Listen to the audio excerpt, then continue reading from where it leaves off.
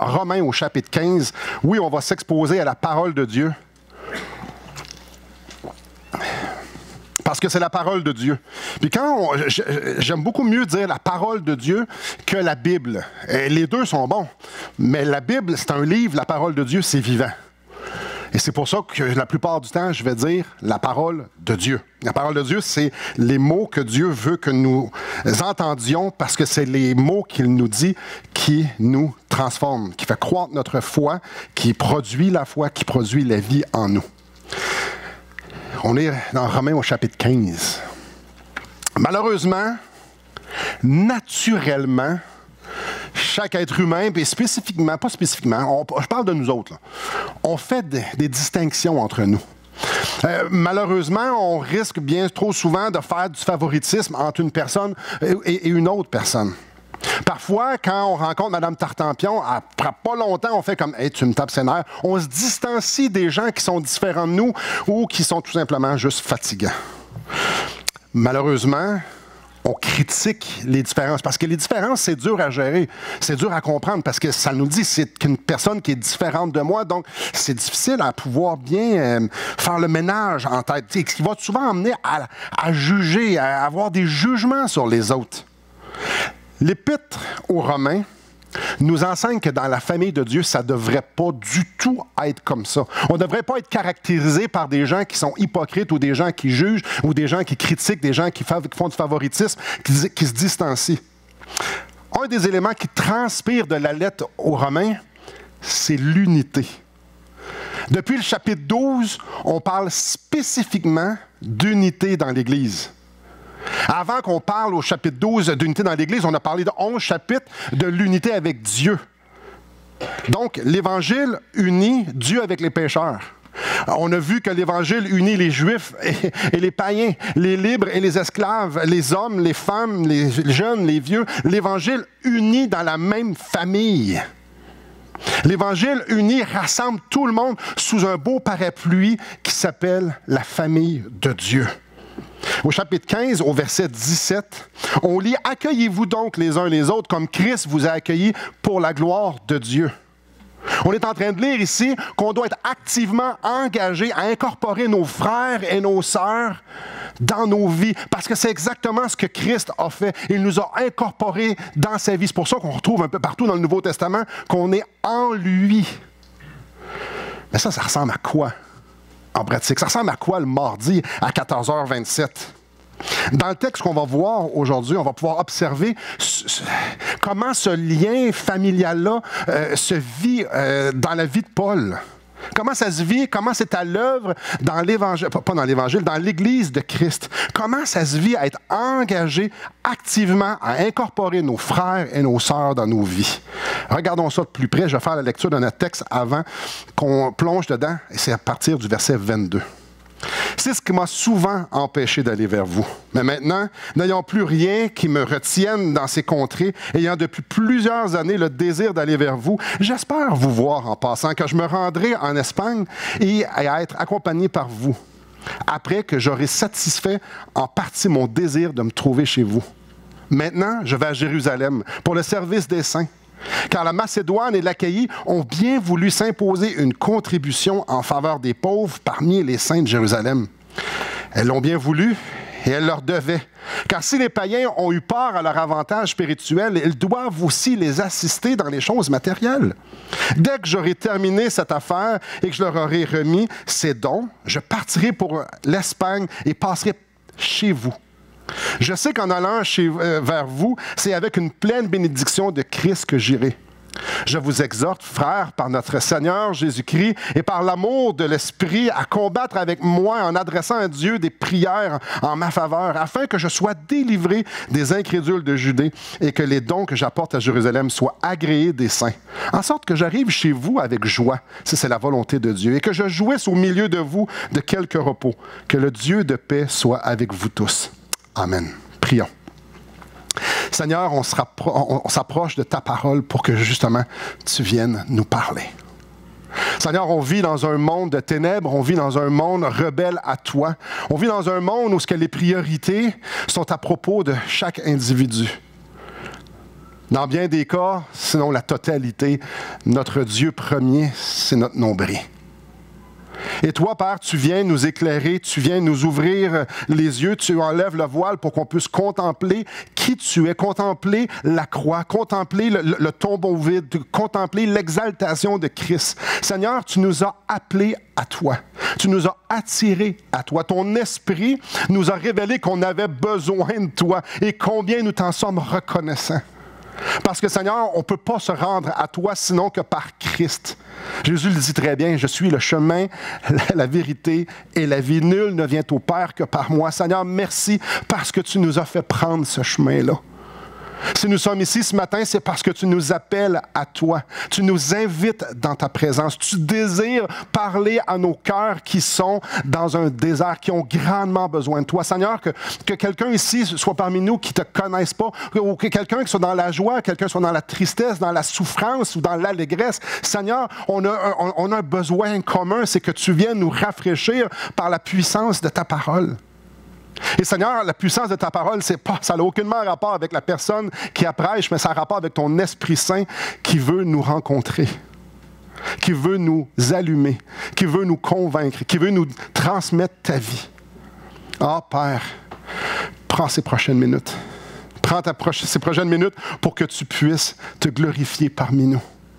Te glorifier parce que tu vas nous avoir transformés. Ô combien je te prie, Dieu, en fait, je t'en supplie de venir parler à nos cœurs. C'est une question de vie ou de mort et tu le sais bien plus que nous. Amen. Je nous rappelle que Paul n'avait jamais été à Rome. Certainement, il connaissait plusieurs Romains, il connaissait plusieurs personnes, des individus de cette Église-là. Si vous regardez au chapitre 16, qu'on va voir du voulant la semaine prochaine, au chapitre 16, il salue plein de monde. Donc, il connaissait certaines personnes assurément. Mais il ne connaissait pas vraiment l'Église. Il ne connaissait pas l'Église dans le sens qu'il ne connaissait pas tout le monde, ni la dynamique de l'Église, parce qu'il n'y avait jamais été. C'est surprenant de savoir qu'il ne connaissait pas vraiment cette Église-là, parce que dans Romains, c'est encore et encore et encore. Il leur dit, j'ai hâte de vous voir. Au chapitre 1, verset 10, il dit, le bonheur d'aller vous voir. Au chapitre 1, verset 11, il dit, car je désire vous voir. Chapitre 1, toujours, verset 13, j'ai souvent formé le projet d'aller vous voir. Chapitre 1, verset 15, j'ai un vif désir de vous annoncer l'Évangile. Au verset 23 de notre texte, il parle, ayant depuis plusieurs années le désir d'aller vers vous. Au verset 24, j'espère vous voir en passant. Encore au verset 24, après que j'aurai satisfait en partie mon désir de me trouver chez vous. Verset 28, ça nous parle, dès que j'aurai terminé. Le dès, il semble y avoir une hâte dans son désir d'aller les voir. Et je termine au verset 32, en sorte que j'arrive chez vous avec joie, si c'est la volonté de Dieu, et que je puisse au milieu de vous, que je jouisse au milieu de vous de quelques repos. Ça saute aux yeux. L'Église de Rome a toujours eu une place spéciale dans le cœur de Paul. Je veux vous voir. Il y a un mais. Il y a un mais, verset 20. Et je me suis fait honneur d'annoncer l'Évangile là où Christ n'avait point été nommé, afin de ne pas bâtir sur le fondement d'autrui, selon qu'il est écrit, ceux à qui il n'avait point été annoncé verront, et ceux qui n'en avaient point entendu parler comprendront. C'est ce qui m'a souvent empêché d'aller vers vous. La mission que Dieu avait donnée à Paul était d'aller annoncer l'Évangile où ce que l'Évangile n'avait pas été annoncé, où ce que le monde ne savait pas qui était Jésus-Christ. Même s'il y avait ce fardeau-là d'aller voir les Romains, bien, la mission l'empêchait d'y aller. Il dit, je veux vous voir, vous avez une place spéciale dans mon cœur, je veux vraiment y aller, mais je peux pas. Dieu me demande quelque chose d'autre. Mais la question qu'on pourrait se poser, c'est qu'est-ce qui a produit cette volonté-là si vive de vouloir voir du monde qui connaît peu ou pas du tout. Donc, je vous invite à venir avec moi au chapitre 1. Toujours de Romains, venez voir au chapitre 1. D'où vient ce désir-là de vouloir visiter des frères que tu ne connais pas? Mais pas un peu, là. Beaucoup, beaucoup, beaucoup. Allons-les le verset 9.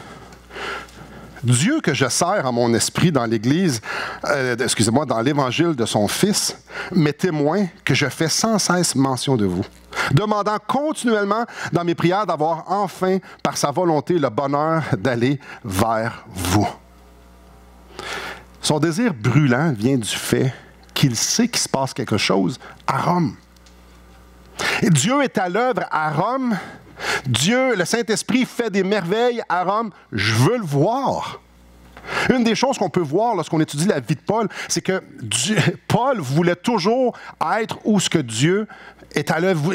Comme on pourrait dire, il voulait être dans l'action. Il ne voulait pas juste être un spectateur de loin. Il disait, non, moi, si ça brasse, je veux être là, parce que Dieu est là. Parfait. Mais c'est spécial quand il dit « mon bonheur ». Mon bonheur, c'est qu'on puisse être ensemble. Au verset 11, il va leur dire qu'il veut leur communiquer des choses. Car je désire vous voir pour vous communiquer quelques dons spirituels afin que vous soyez affermis, mais encore plus que ça. Je veux vous voir parce qu'ensemble, on va goûter et on va expérimenter l'Évangile au verset 12. Ou plutôt, afin que nous soyons encouragés ensemble au milieu de vous par la foi qui nous est commune à vous et à moi. Paul était excité à l'idée qu'il y avait des frères et des sœurs à l'autre bout du monde qui connaissaient le même Sauveur que lui, qui avaient été eux autres aussi pardonnés, et que le Saint-Esprit était à l'œuvre en dedans d'eux. Il était excité à propos de ça, mais pas excité comme « Ah, c'est bon pour eux ». Non, moi, je veux voir ce qui se passe là-bas, je veux en profiter. Dieu fait des merveilles dans votre vie, mais moi, je veux voir ce que Dieu est en train de faire. Paul reconnaissait que ces gens-là étaient dans sa famille, qui avaient les mêmes privilèges que lui. Papa était à l'œuvre dans sa vie et papa est à l'œuvre là-bas. Paul n'était pas uni avec les Romains parce qu'il y avait des affinités avec eux. Comme je dis, il ne les connaissait pas vraiment. Tu ne peux pas avoir des affinités avec quelqu'un que tu ne connais pas vraiment. Ça ne marche pas. Non, comme je dis, il aimait les Romains parce qu'il y avait le même père. Parce qu'il y avait la même vie, il y avait le même Saint-Esprit, parce qu'il y avait la même espérance. Il y avait accès aux mêmes richesses spirituelles. Et je veux vous voir parce que je sais qu'en vous voyant, qu'en étant à vos côtés, je vais expérimenter Dieu. Et quand on y pense, le Saint-Esprit est dans chacun des enfants de Dieu. Et le Saint-Esprit produit la vie de Christ. Le Saint-Esprit produit l'amour, produit la joie, produit le bonheur, la bienveillance. Si tu veux voir Dieu à l'œuvre, colle-toi sur d'autres chrétiens parce que Dieu est en dedans d'eux. Les mathématiques, c'est super facile. Tu ne trouves pas Dieu dans le monde. Tu trouves Dieu dans une église, dans un corps, dans une assemblée. C'est là que tu trouves. C'est là que tu expérimentes Dieu. Ah, tu peux l'expérimenter tout seul, certainement. Mais peux-tu t'imaginer lorsqu'on est tout le monde ensemble? On est tous des gens qui se communiquent. L'amour est tout ce que l'Esprit Saint nous communique. Alors Paul dit, je veux vous voir, parce que c'est fou. Je veux voir ce que Dieu va faire avec nous autres. On continue. Donc Paul était uni avec les Romains. Il y avait des sentiments, il y avait une intimité, mais pas une intimité sur les affinités, mais pas une intimité parce qu'il était proche d'eux autres. Il y avait une intimité parce qu'il y avait le même père. Entre les années 46 et 48, il y a eu une grande famine dans la région de la Palestine. Apparemment, ça a été plus dur pour les chrétiens, même après que la famine soit terminée. La précarité financière des chrétiens semble avoir perduré. C'est pourquoi les églises de la Macédoine, les églises de l'Achaïe ont décidé, d'eux autres, de ramasser de l'argent pour pouvoir envoyer au sein de Jérusalem. Ce qu'on lit dans 2 Corinthiens chapitre 8, c'est que les églises de la Macédoine ont envoyé beaucoup d'argent, beaucoup de ressources, ont donné beaucoup de leurs ressources aux gens de Jérusalem. Mais ce qu'on lit, c'est qu'ils étaient profondément pauvres. C'est spécial. Donc, eux, ils étaient profondément pauvres, puis ont donné à eux l'Église de Jérusalem. Pour vous situer, la Macédoine, c'est où? Peut-être que l'Église de Philippe, ça vous dit quelque chose. Donc, Philippe est en Macédoine. Thessalonique est en Macédoine. L'Église de Bérée est en Macédoine. Si on parle de l'Achaïe, on parle de Athènes, on parle de Corinthe. Et aujourd'hui, ça ressemble drôlement à la Grèce. Qu'est-ce qu'on voit là? Donc, lisons le verset 25, ou relisons plutôt le verset 25 et verset 6. « Maintenant, je vais à Jérusalem pour le service des saints, car la Macédoine et l'Achaïe ont bien voulu s'imposer une contribution en faveur des pauvres parmi les saints de Jérusalem. » Et là, moi, je lis ça, puis je me dis, il y a quelque chose qui cloche. Paul, son appel, c'est d'annoncer l'Évangile aux gens qui n'ont jamais entendu l'Évangile. L'Espagne avait jamais entendu l'Évangile. Donc, il y avait du monde qui se mourait en Espagne sans Christ. 1. 2, ça fait des années qu'il a envie de voir les Romains pour pouvoir communiquer des grâces aux Romains et aussi pour pouvoir expérimenter Dieu, comme on vient de mentionner, les Romains. Je me pose la question, mais pourquoi que lui, il fallait qu'à Jérusalem porter de l'argent? Je ne sais pas si vous avez déjà réfléchi à ça. Pourquoi Paul, il faut qu'il soit là? On va s'entendre, Timothée, il aurait pu y aller. Barnabas, il aurait pu y aller. N'importe quel chrétien, il aurait pu y aller. Il aurait pu demander à n'importe quel ancien, à n'importe quel diacre d'y aller, se prendre un petit groupe et dire, prenez ce trésor-là, cet argent-là, puis allez-y à Jérusalem. Pourquoi que Paul, l'apôtre par excellence, devait aller à Jérusalem porter cet argent-là? Je ne sais pas si vous êtes déjà posé la question. Moi, je me suis posé la question. Donc, il y a trois choses qu'on doit savoir pour pouvoir répondre à cette question-là. Pourquoi c'était lui qui devait faire une simple livraison d'argent? Est-ce que c'était vraiment juste une simple livraison d'argent? Non, il y a plus. La première raison, au verset 27, on lit « Elles l'ont bien voulu, en parlant des églises de la Macédoine et de l'Achaïe, et elles leur devaient. » Car si les païens ont eu peur à leur avantage spirituel, ils doivent aussi les assister dans les choses matérielles. Les païens chrétiens, convertis à Christ, reconnaissaient qu'ils avaient une dette spirituelle envers les Juifs chrétiens. Le salut vient des Juifs. Dieu s'était choisi un peuple, le peuple d'Israël. Dieu s'est révélé au peuple d'Israël. Dieu a fait des promesses au peuple d'Israël. Et donc, les révélations, c'est le peuple d'Israël qu'ils ont reçues. Jésus vient d'où? Jésus vient du peuple d'Israël. Le salut vient des Juifs. Mais eux, précisément, c'est encore plus loin. Ce sont des chrétiens juifs qui se sont dispersés pour justement aller répandre la bonne nouvelle. Donc, si ces gens-là, les gens de la Macédoine, les gens de l'Achaïe, même les gens de Rome, s'ils ont entendu l'Évangile, c'est justement parce que les Juifs chrétiens ont été leur visiter pour leur prêcher l'Évangile. Paul est vraiment clair. Les gens qui ont fait en sorte que tu puisses goûter à la richesse de l'Évangile, au salut en Jésus-Christ, maintenant sont dans le besoin spirituel, besoin matériel.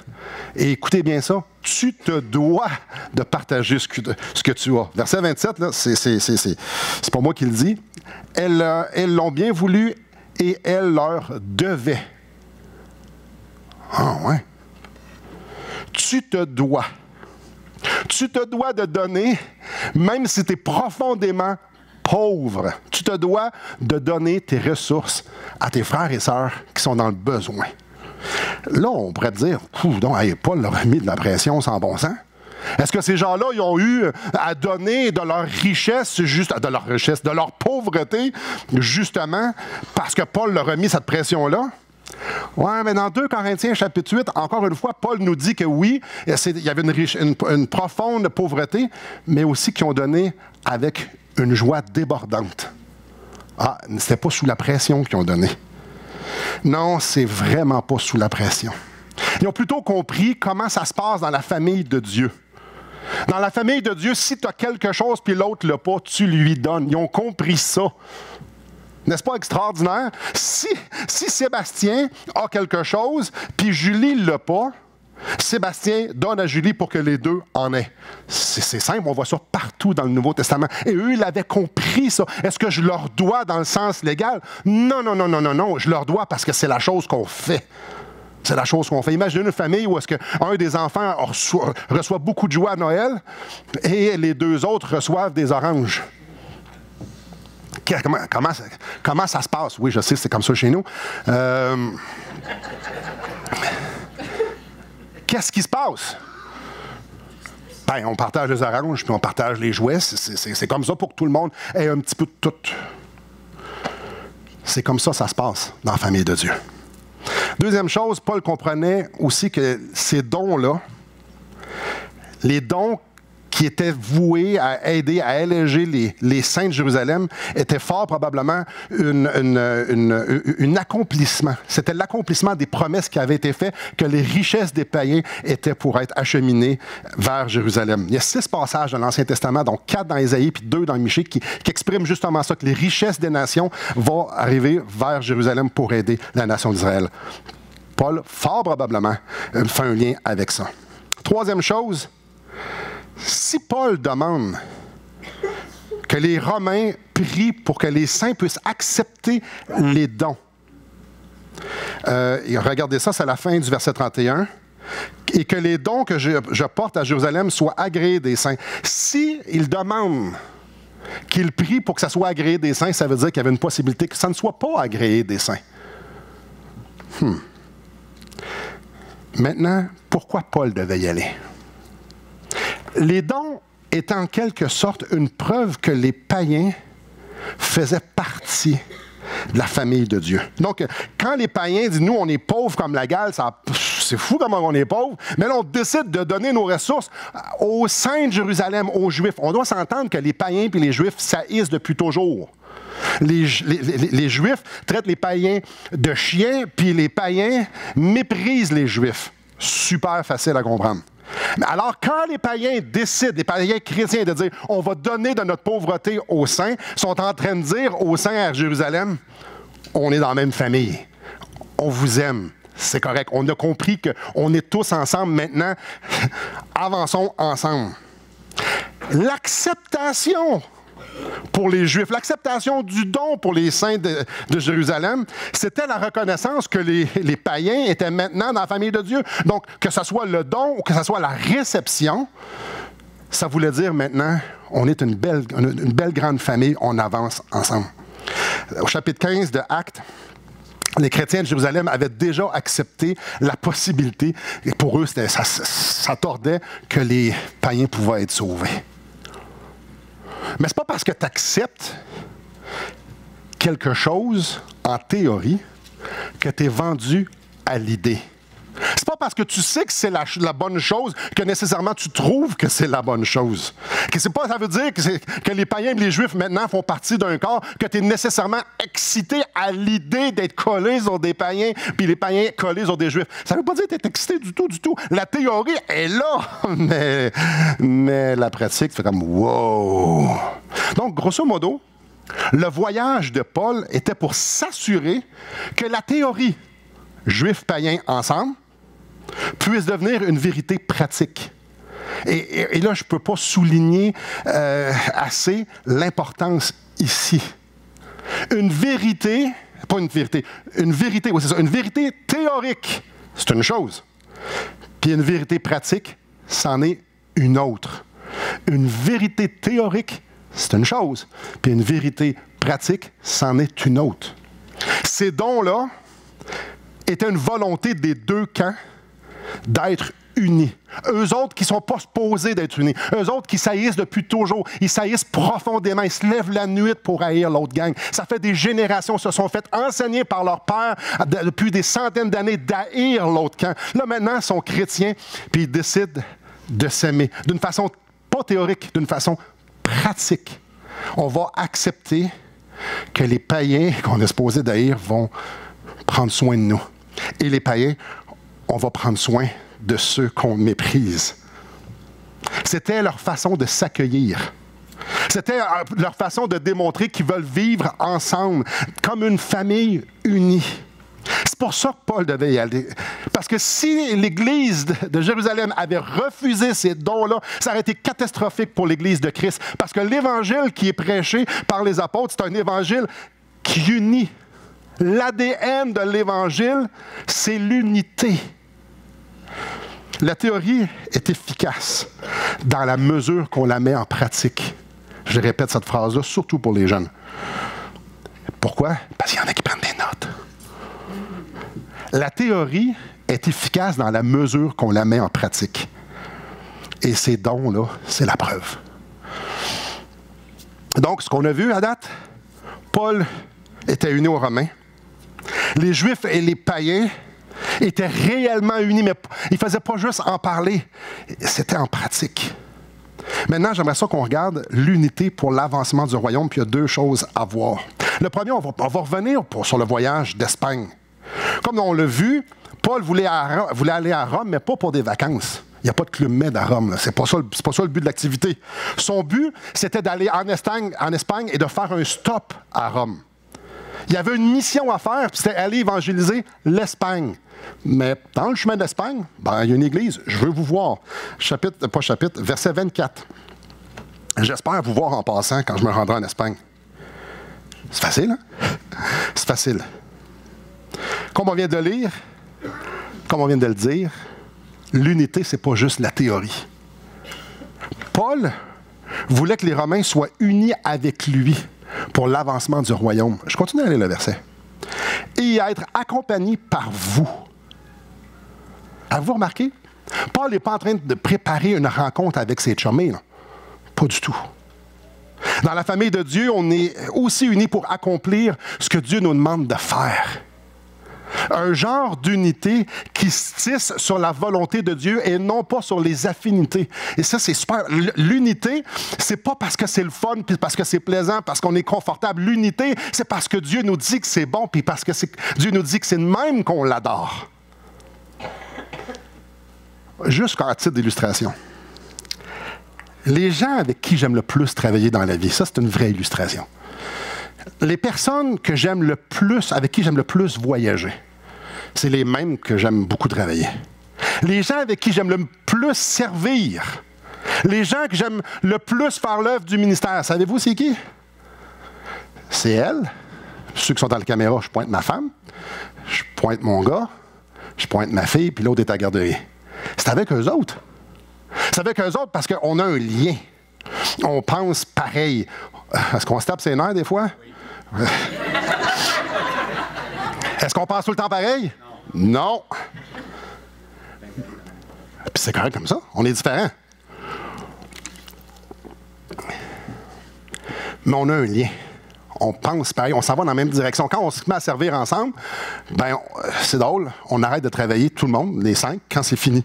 Il n'y a jamais personne qui fait comme « cette année ». Ça a peut-être déjà été de même, mais ça fait quelques années. Non. J'aime servir avec eux autres. Parce que c'est ma famille. Parce qu'on a la même ADN. Parce qu'on a les mêmes priorités.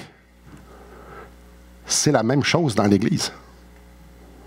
C'est le même principe, c'est la même dynamique qui s'applique à une Église. Pourquoi? Parce que nous sommes une famille, parce qu'on a le même Père, parce qu'on a la même chose en commun. Oui, mais moi, je suis vieux, puis les jeunes nous méprisent. Tu viens de mépriser les jeunes en disant ça. Non, on est une famille. Dans une famille, le plus jeune puis le plus vieux, ça a plus ou moins d'importance, sinon qui s'assoit en avant. C'est tout. En auto, je parlais. On est une famille. Ici, Paul est en train de leur dire, je veux être accompagné par vous. Je ne veux pas faire l'œuvre du ministère tout seul. Je veux être accompagné par vous. Puis il nomme pas ceux qui veulent être accompagnés. Je trouve ça intéressant. Il n'est pas en train de dire, je veux l'élite, toi puis toi. Non, non, non, je veux être accompagné par vous. Faisons cette mission-là ensemble. La mission d'aller dire aux gens d'Espagne que Christ est digne, qu'on reconnaisse son sacrifice et sa résurrection et qu'on mette notre confiance en lui. C'est ça qu'il a dit, mes chers amis, mes chers frères et sœurs romains, on est dans la même famille, faisons-le ensemble. La deuxième chose, j'aimerais ça qu'on revienne sur la prière. Je vais relire le verset 30-31. Je vous exhorte, frères, par notre Seigneur Jésus-Christ et par l'amour de l'Esprit, à combattre avec moi en adressant à Dieu des prières en ma faveur, afin que je sois délivré des incrédules de Judée et que les dons que je porte à Jérusalem soient agréés des saints. L'œuvre que Dieu demandait à Paul demandait un travail d'équipe, et ce, à tous les niveaux. À tous les niveaux. Et quand Paul dit... Je vous exhorte, frères, par notre Seigneur Jésus-Christ et par l'amour de l'Esprit. Il ne peut pas y aller... il peut pas y aller avec plus d'importance que ça. Il ne va pas avec le dos de la cuillère ici. Lorsqu'il demande par notre Seigneur Jésus-Christ et par l'amour de l'Esprit, ou l'amour que l'Esprit produit en nous, il est en train de prendre la plus haute autorité pour leur demander quelque chose. Ceux qui me connaissent depuis quelque temps, parfois vous m'avez déjà entendu dire à la blague. Avant de demander un service à quelqu'un, à la blague, je dis « Aimes-tu Jésus? » Parce que si la personne dit oui, ben c'est sous-entendu qu'elle est obligée de dire oui à ce que je vais lui demander. C'est une blague. Moi, je fais une blague. C'est une blague de demander à quelqu'un « T'aimes-tu Jésus? J'aimerais ça que tu laves mon char. » C'est une blague. C'est une blague. Aimes-tu Jésus? J'aimerais ça que tu viennes avec moi. C'est une blague, mais Paul fait la même chose ici. Mais ce n'est pas une blague. Je vous exhorte par notre Seigneur Jésus-Christ. Le Père ici, tu es en train de leur dire, ce que je vous demande, je le fais dans le nom de Jésus. Y a-t-il une plus haute autorité que ça? Non. Ce que je vous demande là, c'est dans le nom de Jésus. On peut déduire que sa demande est de la plus haute importance. Et c'est quoi sa demande, justement? Frères et sœurs, combattez avec moi. Le sens de combattre ici, il y a un sens de ferveur. Il n'a pas demandé ici à ses frères et sœurs de dire à Dieu, bénis Paul dans son voyage. C'est pas de ça qu'on est en train de parler ici. Non, on parle de ferveur. On parle d'intensité. On parle de persévérance. Et vous allez comprendre pourquoi, avec les requêtes de prière, ici, il est en train de leur dire, joignez-vous à moi, on va aller sur les portes, ici c'est une illustration, les portes du ciel, puis on va aller shaker les portes du ciel pour que Dieu nous écoute. Et les deux requêtes, c'est afin que je sois délivré des incrédules de Judée, la première, et la deuxième, c'est que les saints acceptent les dons. Ici, il n'est pas en train de demander une protection sur la route. Il n'est pas en train de dire que, Seigneur, j'aimerais ça que je puisse avoir un voyage sans tracas. Non, c'est pas ça du tout. Paul est en train de leur demander de prier Dieu, de combattre avec lui Dieu pour que sa vie soit sauvegardée. Parce que le ministère qu'il a à faire est de la plus haute importance. Le ministère qu'il a à faire auprès des saints de Jérusalem est de la plus haute importance. On l'a couvert. Ce que j'ai à faire est capital. Ma vie doit être sauvée. Frères et sœurs, combattez le Seigneur avec moi, que ma vie soit sauvée. Ça dépend du salut des gens d'Espagne. Ce qui dépend, c'est l'unité entre les Juifs et les païens dans l'Église de Christ. Je dois vivre parce que je dois faire ces ministères-là. Combattez avec moi. Juste pour nous montrer à quel point c'est important que les gens prient. On sait exactement comment Paul a été accueilli à Jérusalem. Donc, après avoir écrit Romains, après cet épisode-là, il est allé à Jérusalem. Et on trouve ça dans Actes au chapitre 21. Et ce qu'on lit dans Actes chapitre 21, c'est que les Juifs, les gens de Judée, ont réellement essayé de le tuer. Ça n'a pas réussi. Et ce qu'on vous lit dans Acte 23, c'est qu'il y a réellement eu un complot pour faire assassiner Paul 2 fois. Donc, Paul n'était pas juste ici en train de dire des requêtes. Comme je dis, Seigneur, j'espère d'avoir une belle route. Non. Par leur prière, Dieu a fait en sorte qu'ensemble, le royaume de Dieu avance. Ensemble, les Juifs ont accepté cette offrande-là. Et il a pu finalement se rendre à Rome. Que ce soit sur le champ de bataille en première ligne ou que ce soit dans la prière, la famille au grand complet est ensemble et combat dans la même direction. N'est-ce pas formidable? Donc, il était uni avec les Romains. Et combien c'était beau, avec beaucoup d'amour. D'une façon pratique, il voulait que Dieu veut qu'on soit unis et en action. Que ce soit en prière ou que ce soit, comme j'ai dit, sur le champ de bataille. Puis j'aime tellement la fin au verset 32. En sorte que j'arrive chez vous avec joie, si c'est la volonté de Dieu, et que je jouisse au milieu de vous de quelques repos. C'est comme si un petit gars qui a hâte à Noël de déballer ses cadeaux. J'ai tellement hâte de vous voir. Unis dans l'affection, unis en pratique, unis en action. On est tous ensemble. Réfléchissons à ça un instant. Et mon application, elle n'a aucunement rapport avec ce qu'on vient de dire. Un peu, mais pas beaucoup. Vous allez comprendre pourquoi. Tantôt, j'ai dit qu'on avait commencé au chapitre 12 à parler de l'unité dans l'Église. Savez-vous combien il y a de messages entre le chapitre 12 et aujourd'hui? 12 messages. Je regardais ça. Ça fait 12 messages que je parle de l'unité. 12. Ça, voulez-vous de la théorie? Il y en a beaucoup. Beaucoup. Beaucoup de théories. Donc, on a regardé l'unité sur plein d'angles. Plein d'angles. Que ce soit le lien entre le faible et le fort. Que ce soit ici, dans l'amour, de prendre soin, de se pardonner. Et on a vu regarder ça sur tous les angles, côté 12 messages. Ça, là, c'est 3 mois de prédication sur un seul sujet. Je nous pose la question. Est-ce qu'il y a des choses qui ont changé concrètement dans ta vie et dans ma vie? Pas pire comme question, hein? Est-ce qu'il y a des choses qui ont changé? Donc, on n'est pas tous à la même place. Mais ça, c'est pas grave. Est-ce que après 12 messages, on peut concrètement dire « ça l'a changé. J'ai avancé là, j'ai avancé là. Cette attitude-là a changé, ça l'a produit telle ou telle action. » Est-ce qu'on peut faire ça? Parce que l'unité, seulement en théorie, ce n'est pas l'unité biblique. Je nous pose la question parce que c'est super important. Parce que c'est juste de la théorie. Ça ne fait rien. Ça ne change rien. Je vais même dire, ça n'honore même pas Dieu. Si je dis à mes enfants, passez la balayeuse pendant qu'on ne sera pas là. Eux, ils le savent. Je leur dis 12 fois, passez la balayeuse. Si ça reste en théorie, est-ce que la balayeuse se passe? Non. Papa, es-tu content quand il revient? Non. Non, non, non, non, non, papa n'est pas content. Non, non. Être des auditeurs oublieux, c'est quand que Dieu nous dit quelque chose, puis on fait comme « Ah ouais, ça c'est un bon message » ou « Ah, j'espère que lui a entendu ça. » Et oui, hey, ça c'est vrai, hein? Ou « Ah, un matin, il l'a échappé, hein? » Puis que ça ne change rien. Frères et sœurs, si je résume ce qu'on a vu depuis 12 messages, évidemment, je résume celui d'un matin aussi.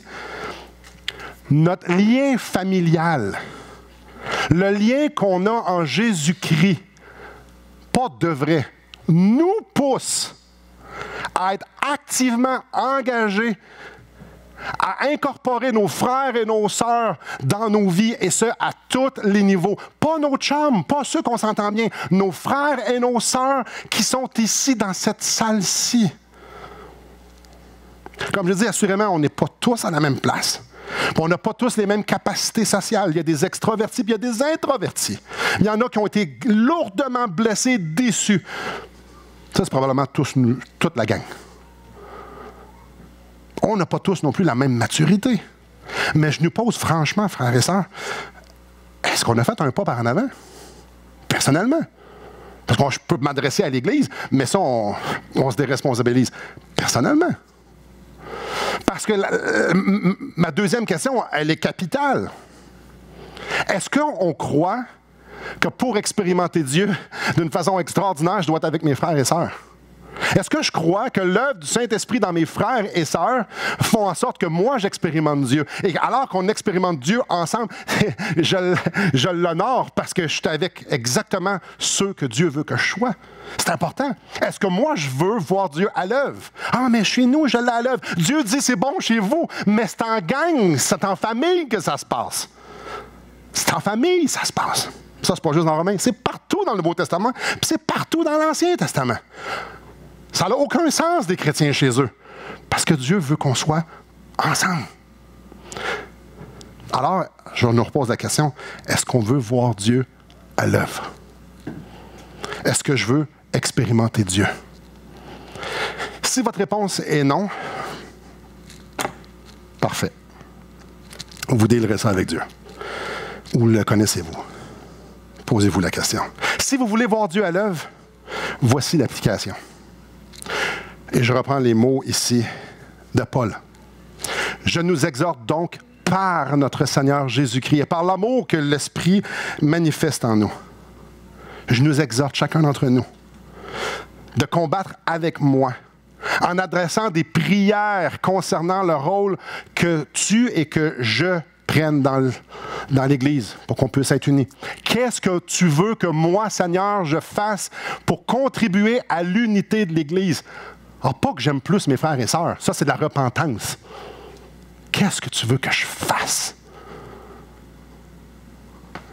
Quel rôle tu veux que je prenne? combattons ensemble. Combattons ensemble de la même manière que Jacob a combattu avec Dieu pour pouvoir être béni. Oh, allons devant le Seigneur et dis, Seigneur, je veux que tu me montres concrètement ce que tu veux que je fasse, parce que c'est pas vrai que je vais entendre 12 messages puis qu'il n'y a rien qui va se passer. Ça n'a aucun sens, frères et sœurs. Aucun sens. Est-ce que moi, je suis en train d'avancer ou je suis assis dans un banc et dire, je vais prendre juste la théorie puis je vais choisir ce qui ça me tente peut-être et peut-être la mettre en application. Non, non, Seigneur, je me présente devant toi parce que j'ai la foi que tu vas me le dire, ce que tu veux que je fasse. Voulez-vous goûter à l'unité? Voulez-vous goûter Dieu au travers de l'unité de l'Église? Je ne sais pas vous, moi vraiment. Moi, expérimenter Dieu, être là où ce que Dieu est à l'œuvre, c'est ce que ça me tente. Alors, je nous invite à dire, Dieu, qu'est-ce que tu veux que je fasse? Ah, mais j'en fais déjà, Simon. Ouais, justement, un pas de plus. On n'est pas rendu encore. C'est quoi ma prochaine étape, Seigneur? C'est quoi? C'est peut-être pardonner. C'est peut-être aller voir quelqu'un et dire, en passant, je te pardonne. Et je te demande pardon. C'est quoi la prochaine étape? C'est quoi la prochaine étape? L'unité dans une église, ce n'est pas juste un beau concept. C'est une vérité concrète qui se met en pratique. Parce que l'unité est déjà là. Dieu la produit déjà dans nous. On est déjà dans la même famille. On a déjà le Saint-Esprit qui nous habite ensemble, qui produit, qui nous pointe vers Dieu. Alors, on ne crée pas l'unité. Elle est déjà là. Je fais juste participer à l'unité. Seigneur, qu'est-ce que tu veux que je fasse? Ah, je ne veux pas juste, je ne sais pas vous, ce que vous en êtes, mais moi, je ne veux pas juste parler d'unité. Je veux la vivre. Je ne veux pas juste la vivre avec ceux, je m'entends bien. Je veux la vivre parce que Dieu me dit qu'on est ici ensemble pour pouvoir l'expérimenter, lui. Aïe, aïe. Je suis convaincu que non seulement c'est la volonté de Dieu, mais je suis profondément convaincu que je n'ai besoin. Puis ça fait tellement de sens que Dieu veut que sa famille soit unie. Pas juste en théorie, pas juste en parole, mais qu'on soit unis ensemble parce qu'on va regarder la même place et on va dire « Est-ce que t'es bon, papa? » Alors, oui, je nous en conjure par notre Seigneur Jésus-Christ, par l'amour du Saint-Esprit, de combattre. Pas les uns pour les autres, on peut le faire aussi, mais premièrement, nous envers Dieu. Mais si toute l'Église le fait, il va se passer quelque chose. Prions.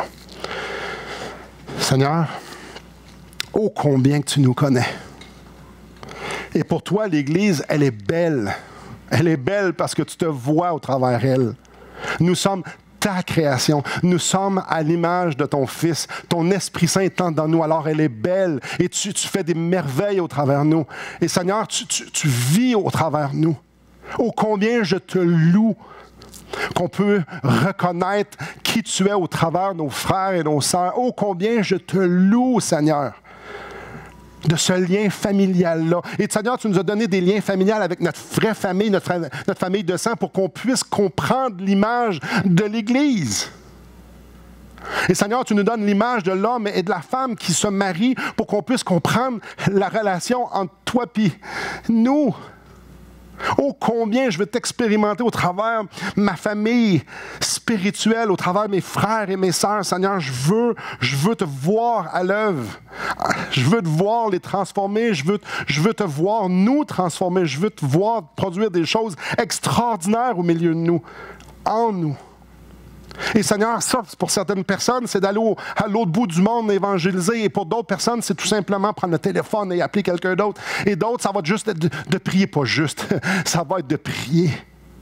Seigneur, je ne sais pas ce que tu as pour chacun d'entre nous. Je ne nous connais pas tant que ça, mais toi, oui.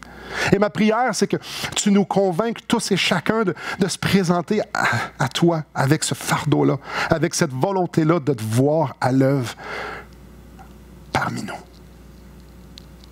Seigneur, je n'ai pas la capacité, personne d'entre nous n'a la capacité d'être unis. Ce n'est pas des activités, ce n'est pas des rencontres, ce n'est rien qu'on peut faire qui va faire en sorte qu'on va goûter ton unité. Sinon, que chacun d'entre nous soyons activement engagés, incorporés les uns les autres dans nos vies. Seigneur, c'est une question de cœur. Alors je te prie de faire ce que tu fais le mieux. Transforme nos cœurs. Et je te prie dans le nom de Christ pour la gloire de son nom.